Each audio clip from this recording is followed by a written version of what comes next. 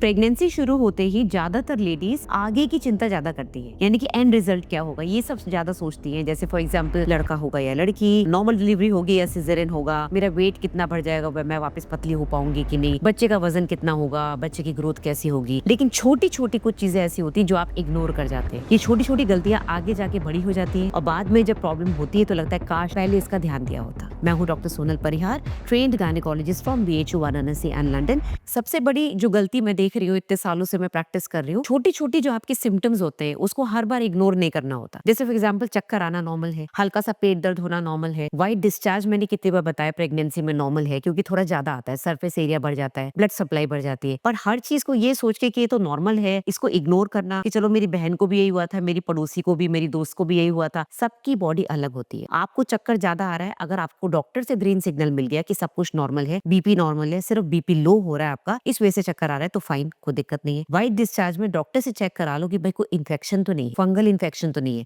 और पेट दर्द, थोड़ा थोड़ा पेट दर्द भी कभी कभी प्री टर्म लेबर या अबॉर्शन की तरफ जा सकता है। तो किसी भी चीज को इग्नोर नहीं करना है, डॉक्टर से ग्रीन सिग्नल लेना जरूरी है। एक और जो दूसरी गलती मैंने अक्सर देखा है और मैं इतने सालों से देख ही रही हूँ, कोई खास चेंज नहीं हुआ है, वो ये इरेगुलर चेकअप्स। आपको लगता है कि डॉक्टर ने एक बार सोनोग्राफी कर दी, वापस क्यों कर रहे हैं, 2 बार कर दी, 3 बार कर दी, फिर सोनोग्राफी के लिए बुला रहे हैं, हर बार ब्लड टेस्ट क्यों होते हैं? क्योंकि सोनोग्राफी और ब्लड टेस्ट से सिर्फ ये नहीं देखते कि आपको हीमोग्लोबिन कितना है या फिर बच्चे की ग्रोथ कैसी है, सिर्फ ये सारे पैरामीटर्स नहीं देखते। हम कई बार साइलेंट प्रॉब्लम्स को भी पकड़ते हैं। फॉर एग्जाम्पल बच्चे की ग्रोथ कम हो रही है, आपको कोई सिम्टम नहीं है क्योंकि सिम्टम कोई आता ही नहीं है। आपका बीपी हाई हो रहा है, आपको कोई सिम्टम नहीं हुआ, आपने नपवाया ही नहीं। आपकी शुगर हाई हो रही है, आप जेस्टेशनल डायबिटीज की तरफ जा रहे हैं। ये छोटी छोटी दिक्कतें सिर्फ सोनोग्राफी और ब्लड टेस्ट में ही पता चलती है। बहुत कॉमनली 5वें महीने की रंगीन सोनोग्राफी जो नहीं करवाते लोग 6ठे-7वें महीने में पछताते हैं, जब पता चलता है कि बच्चे में एबनॉर्मलिटी है और इस बच्चे को अब शायद अबॉर्शन नहीं करा पाएंगे क्योंकि इंडिया की लॉ 20 हफ्ते से ज्यादा अलाउ नहीं करती है, मैक्सिमम 24 हफ्ता, राइट। तो ये छोटी छोटी गलतियां जो आप लोग करते हैं, शुरू के 3 महीने आपको लगा कोई प्रॉब्लम ही नहीं है, पेट में दर्द नहीं है, ब्लीडिंग नहीं है, मैं क्यों जाऊं, सीधे 6ठे-7वें महीने में आ रहे हैं, तब तक इतनी सारी सोनोग्राफीज आप मिस कर चुके होते हैं।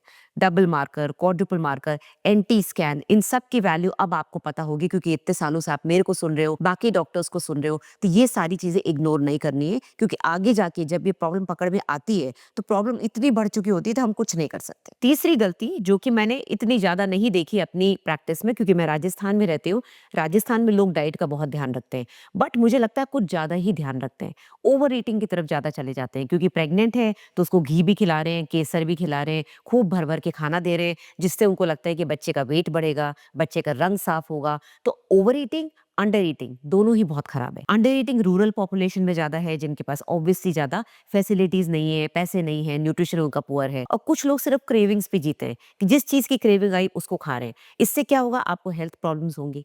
अब आप खाना जो आप प्रेगनेंसी में खा रहे हो सिर्फ पेट भरने के लिए नहीं, अपने बच्चे के लिए भी खा रहे हो।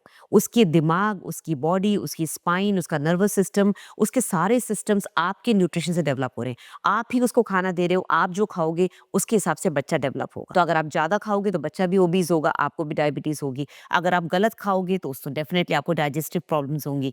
अगर आप न्यूट्रिशन पुअर रखोगे तो आपके बच्चे में ग्रोथ प्रॉब्लम्स होंगी।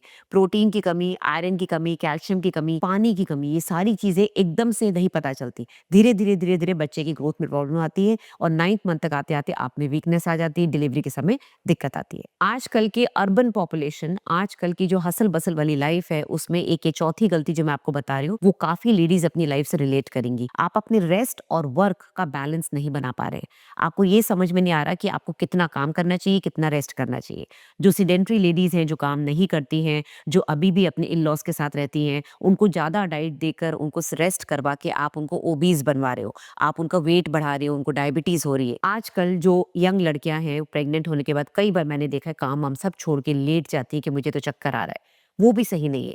और अगर आप वर्किंग लेडी हैं, अकेली रह रही हैं, आपके घर में कोई सपोर्ट नहीं है, तो आप एक्सेसिव वर्क करके अपने स्ट्रेस लेवल को बढ़ाते हैं। आपको थकान आती है, आपको लगता है कोई बात नहीं, रेस्ट कर लूंगी रात में, अभी तो काम कर लूं। बट वो थकान धीरे धीरे एक सिग्नल बन जाती है, एक वार्निंग सिग्नल होती है।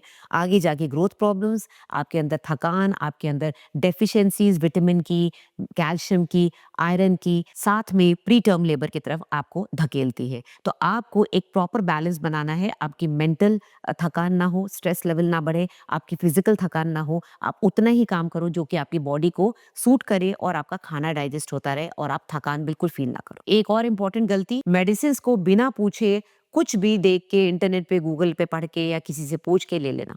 अब ये हमारी कंट्री में क्यों कॉमन है? क्योंकि हमारी कंट्री में कोई भी रेगुलेशंस नहीं है कि ओटीसी ड्रग कौन-सी है, प्रिस्क्राइब्ड ड्रग कौन-सी है। बहुत सारे मेडिकल स्टोर वालों को रूल्स पता होते हुए भी वो अंडर द टेबल पेशेंट को दवाई दे देते हैं, क्योंकि उनके पास या तो कोई क्लिनिशियन बैठा हुआ होता है जो कि प्रैक्टिस कर रहा है वहाँ पर, या फिर उनको लगता है हमको तो पता है क्या दवाई देनी है, वो कुछ भी उठा के देते हैं और आप भी ले लेते हैं। ये गलती ना करें। हालाँकि मैं मानूँगी आजकल पेशेंट्स बहुत अवेयर हो गए हैं, छोटी-छोटी चीज़ के लिए भी आके डॉक्टर से पूछते हैं। चाहे वो सर्दी-जुकाम हो, चाहे बुखार हो, चाहे पेट दर्द हो, सिर दर्द हो, कोई भी चीज़ ये सोच के मत खाओ कि पहले भी तो खाई थी, अब भी ले सकते हैं। प्रेगनेंसी में कोई भी दवाई बिना गायनेकोलॉजिस्ट से पूछे ना खाएँ, नहीं तो आगे जाके आपको और आपके बच्चे को दिक्कत होगी। Last but not the least, आपकी फिजिकल और मेंटल थकान तो मैंने बता दी कि आपको रेस्ट में और काम में कितना बैलेंस रखना है, बट इमोशनल चीज़ों पे हम कभी बात नहीं करते। प्रेगनेंसी में इमोशनल लेबिलिटी बहुत ज़्यादा बढ़ जाती है, जैसे कि पीएमएस में होता है, प्रोजेस्टेरोन हार्मोन एकदम हाई होता है, तो आपको बहुत ज़्यादा एंजाइटी, इरिटेबिलिटी, नर्वसनेस, रोने का मन करता है, डिप्रेशन हो सकता है। अगर ये प्रेगनेंसी में कंटिन्यू हो गया तो आगे जाके डिलीवरी के बाद पोस्टपार्टम ब्लूज, जब सडनली प्रोजेस्टेरोन फॉल करेगा तो आप डिप्रेशन के पेशेंट बन सकते हैं। तो प्लीज़ अपनी इमोशनल सपोर्ट का पूरा ध्यान रखिए। जो लोग मुझे सुन रहे हैं, अपने घर की प्रेग्नेंट लेडी को हमेशा खुश रखने की कोशिश करें, उसकी इमोशनल लेबिलिटी को समझें। अगर वो ज़्यादा डिमांडिंग हो रही है तो आप इरिटेट ना हो, क्योंकि वो प्रेग्नेंट है, आप नहीं। तो इसका बहुत ध्यान रखें। एक और बड़ी गलती जो मैं देखती आ रही हूँ, बच्चे के मूवमेंट्स का ध्यान ना देना। अब दिन भर जब आप काम करती हैं तो बच्चा डेफिनिटली घूमता है, बट आपको पता नहीं चलता। जब आप रात में या दिन में जब आप थोड़ा रेस्ट करती हैं, पेट पे हाथ रख के बच्चे के मूवमेंट्स को फ़ील करें। अब ज़रूरी नहीं है पूरे दिन में बच्चा 15-20 बार घूमे, आपको फ़ील ही नहीं होगा। लेकिन अगर आप 1 डेढ़ घंटा लेती हैं, बच्चा 2-3 बार मूव कर गया, अच्छे से मूव कर गया, या उससे सिर्फ हाथ-पैर से किक कर दिया, दैट इज़ गुड इनफ। तो too much movement of the baby यानी कि बच्चा छटपटा रहा है, या फिर very little movement of the baby, ये दोनों चीज़ें आपको रिकॉर्ड करनी है और डॉक्टर को बताना है। हर बार ये मत सोचो कि शायद बच्चा सो रहा होगा, या कोई बात नहीं, बच्चा ज़्यादा घूम रहा है, कोई बात नहीं, खुश होगा। हर चीज़ बच्चा इंडिकेट करता है। तो the pregnant lady has to be smart enough. उनको स्मार्टली ये देखना होगा कि बच्चे की मूवमेंट्स में कोई चेंज आया है कि नहीं। अनदर गलती जो आप लोग कॉमनली करते हैं, बॉडी में कहीं भी इन्फेक्शन है तो आप गायनिक को नहीं बताते हैं।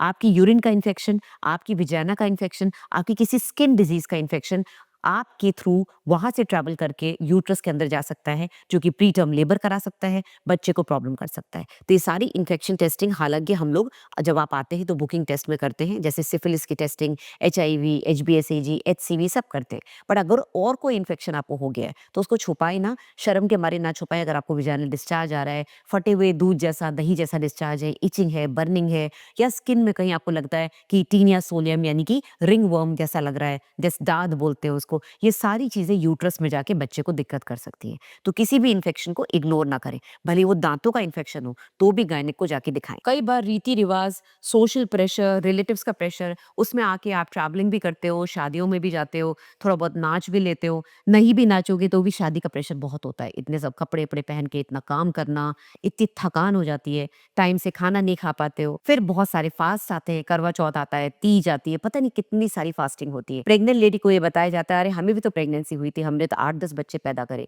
ऐसा क्या है? आप ये समझिए सबकी बॉडी अलग होती है, पहले का खान पान अभी का खान पान बहुत डिफरेंट है। जरूरी नहीं कि जो सोशल प्रेशर आपकी मम्मी ने या आपकी दादी नानी ने झेला है वो आप झेल पाओ। तो प्लीज अपने आप को, अपनी बॉडी की लिमिटेशंस को समझिए और अपने आप को ज्यादा पुश करके बच्चे को रिस्क में मत डालिए। तो जो लोग मुझे सुन रहे हैं उनके लिए एक मैसेज देती हूँ, अगर आपको पहले 1 या 2 बच्चे हो चुके हैं, आपको कोई प्रॉब्लम नहीं आई, तो ये सोच के घर मत बैठिए कि प्रेगनेंसी तो नेचुरली सेफ होती है। पहले भी तो 2 बच्चे हुए हैं, तो इसमें क्या दिखाने की ज़रूरत है? जब तकलीफ होगी तब दिखाएँगे।